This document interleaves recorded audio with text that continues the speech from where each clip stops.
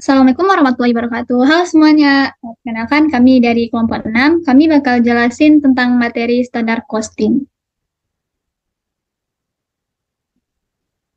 Di sini saya bakal jelasin materi bersama dengan 4 rekan saya, yaitu Adi, ada Fares, ada Tiara, dan ada Mutia.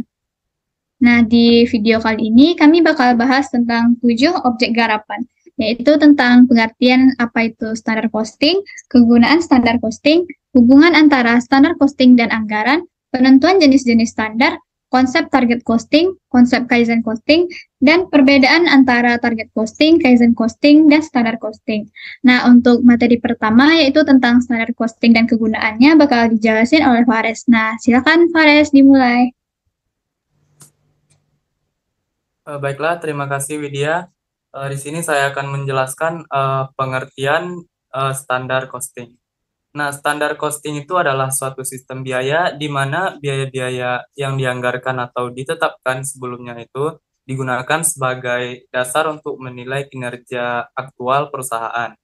Nah, dalam sistem ini biaya standar untuk bahan baku, tenaga kerja, dan overhead pabrik itu ditentukan dan nanti diperbandingkan dengan biaya-biaya aktual dan biaya standar untuk mengevaluasi efisiensi dan kinerja dari perusahaan. Next.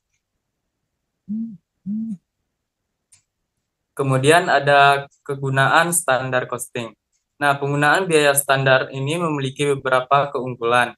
Seperti yang pertama yaitu tidak diperlukannya buku pembantu persediaan bahan baku dan barang jadi. Dan dua, perhitungan harga pokok persediaan dan bahan baku dan harga pokok barang jadi itu menjadi lebih mudah.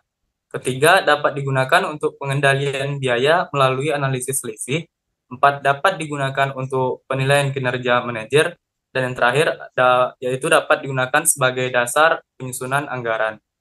Nah, baiklah, berikutnya kita akan membahas tentang hubungan antara standar costing dan anggaran. Nah, menurut teman saya Tiara, bagaimanakah hubungan antara standar costing dan anggaran ini? Baik, menurut saya hubungan antara standar costing dan anggaran yaitu biaya standar merupakan dasar dalam penyusunan anggaran di mana standar menyatakan yang seharusnya bila pelaksanaan tertentu tercapai, sedangkan anggaran merupakan yang diharapkan pada volume kegiatan tertentu.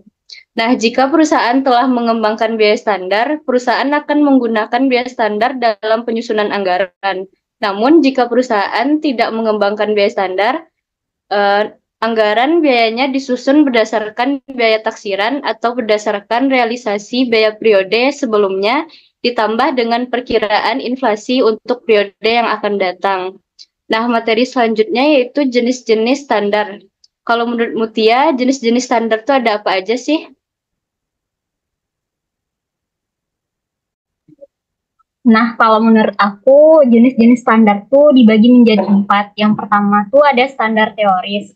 Standar teoris sendiri dapat diartikan sebagai standar ideal karena mencerminkan efisiensi yang maksimum. Meskipun standar yang ditetapkan berdasarkan kapasitas teoris ini tuh ideal, tapi biasanya tidak mungkin dicapai oleh suatu perusahaan. Namun, standar ini bermanfaat untuk memotivasi pegawainya.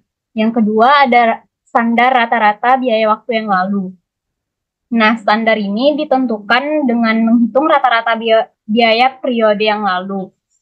Tapi standar ini tuh cenderung longgar dan mengandung beberapa biaya yang tidak efisien yang seharusnya tidak dimasukkan sebagai unsur biaya standar. Tapi secara tidak langsung, standar ini berguna pada perusahaan yang baru pertama kali menggunakan biaya standar. Yang ketiga ada standar normal. Nah, standar normal sendiri didasarkan pada taksiran biaya di masa yang akan datang dengan asumsi keadaan ekonomi yang normal. Standar ini tuh biasanya berguna bagi manajemen dalam perencanaan kegiatan jangka panjang dan dalam pengambilan keputusan jangka pendek. Yang keempat ada standar aktual yang diharapkan. Standar aktual yang diharapkan ini maksudnya standar yang paling banyak digunakan oleh perusahaan gitu, karena kriteria yang paling baik untuk menilai pelaksanaan. Standar ini didasarkan pada tingkat pelaksanaan terbaik yang dapat dicapai dengan menghitung ketidakefisienan kegiatan yang tidak dapat dihindari terjadinya. Nah, selanjutnya kita akan membahas tentang konsep target costing dan konsep Kaizen costing. Nah, kalau menurut Adi, konsep dari dua yang tadi apa? Silakan Adi. Jadi konsep biaya target atau konsep target costing. Jadi biaya target adalah biaya yang ditentukan atau biaya yang ditentukan yang merupakan perkiraan biaya yang mampu dibayar oleh konsumen. Sedangkan target costing adalah metode penerapan biaya target. Biaya target sendiri itu dapat kita rumuskan dengan target harga dikurang target laba sama dengan biaya target. Perusahaan harus merancang produk dengan biaya yang tidak melebihi biaya target. Jika biaya produk yang didesain oleh perusahaan itu melebihi target biaya, maka perusahaan tidak akan memproduksi produk tersebut. Jadi, dengan target costing pengurangan biaya dapat dilakukan pada tahap pengembangan dan perancangan desain produk baru. Selanjutnya, jika pada target costing metode perancangan biayanya menekankan pada pengembalian spesifikasi rancangan dan teknik produksi, maka pada standar costing pengendalian biaya dapat dilakukan berdasarkan analisis internal atau proses produksi. Oke, next. Selanjutnya yaitu konsep Kaizen costing. Nah, konsep Kaizen costing, pertama kita harus tahu dulu itu tentang Kaizen costing. Kaizen costing adalah metode pengurangan biaya selama tahap atau proses produksi dengan memastikan adanya perbaikan berkesinambungan atau continuous improvement. Jadi, pengurangan biaya yang telah dilakukan dengan target costing pada tahap pengembangan dan perancangan produk, kita lanjutkan dengan pengurangan biaya pada Kaizen costing pada tahap proses produksi. Nah, Kaizen costing dapat digunakan dalam hal yang pertama, jika terdapat perbedaan besar antara biaya sesungguhnya dengan biaya target setelah memproduksi produk atau memproduksi produk baru selama beberapa bulan atau dalam rentang waktu tertentu. Kemudian yang kedua, menggunakan Kaizen costing secara terus-menerus untuk memastikan perbaikan berkesinambungan. Oke, selanjutnya yaitu tentang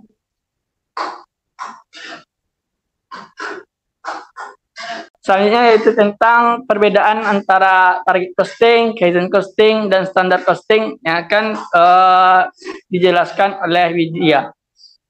Kepada Widya, silakan Kak. Baik, terima kasih kepada Adi. Nah, di sini saya akan menjelaskan tentang perbedaan antara apa itu target costing, Kaizen costing, dan standar costing. Ya, seperti yang sudah disinggung oleh rekan saya tadi Adi, target costing sendiri adalah tentang pengendalian biaya di mana pada tahap ini dilakukan pengendalian biaya ketika mereka merancang produk atau merencanakan produk baru. Jadi sebelum mereka memproduksi suatu produk, mereka merancang biayanya terlebih dahulu. Jika biayanya melebihi target, maka mereka bisa memutuskan untuk tidak memproduksi produk tersebut. Selanjutnya itu Kaizen costing. Kaizen costing pada tahap ini pengendalian biaya atau pengurangan biayanya dilakukan selama proses produksi atau selama tahap produksi itu berlangsung. Jadi ketika mereka melakukan produksi, seminimal mungkin mereka akan menekan biaya agar tidak melebihi biaya yang lebih besar. Gitu. Nah, untuk standar costing sendiri, pengendalian biayanya dilakukan pada tahap sebelum produksi atau pada saat menganalisis internal tentang suatu produk. Jadi sebelum mereka memproduksi suatu produk, mereka akan menganalisis tersebut biaya-biaya yang akan kemungkinan mereka akan keluarkan. Jadi pada tahap standar costing ini, mereka menetapkan biaya sebelum melakukan produksi atau merancang produk. Bisa juga disebut dengan biaya yang ditetapkan di muka. Nah, itu mungkin sekian dari video yang kami jelaskan tentang standar costing. Terima kasih. Assalamualaikum warahmatullahi wabarakatuh.